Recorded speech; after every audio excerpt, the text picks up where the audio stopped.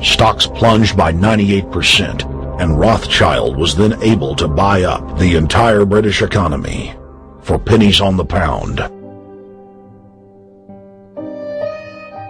When the news of Napoleon's defeat finally arrived, stocks soared. Britain was now the undisputed ruler of Europe, and Rothschild ruled England. The already dominant British Empire grew even more aggressive. Her troops and bureaucracy spread across the globe. The sun never set on Britannia's holdings. The banking cartel funded, in fact, since about 1800, they have funded both sides of almost every war. And of course, they're getting the interest off of the loans that they've given the various governments and the wars that they have actually helped stimulate and create.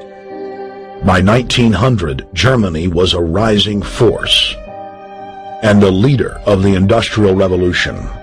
World War I, for instance, there was absolutely no reason to have World War I, except that it was an ideal opportunity for the banking cartel to make a pile of money by funding both sides of that particular war.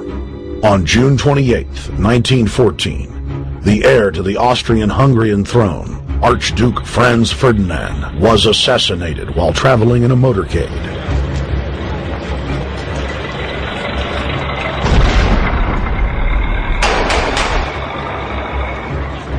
The Black Hand, a Serbian secret society with connections to French and British intelligence, took credit.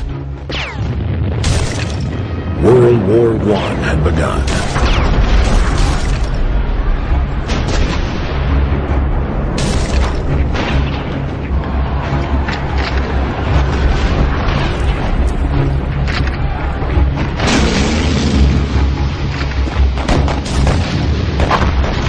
Armaments companies financed by Rothschild-controlled banks in Germany, France, England, and Austria bankrolled all the factions.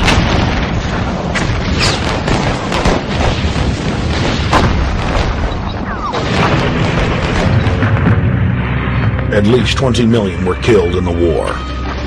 It was a conflict so terrible the people vowed to never fight again. They dubbed it the war to end all wars. Question is, why did they want war? Well, first of all, is money and power. But secondly, they wanted to create the League of Nations. They had this in their plans all along, and as a consequence, once the war was over or about to be over, they began to formulate this idea of a League of Nations so this would never ever happen again. Hundreds of years of practice made the British experts at hiding their empire behind puppet governments and councils.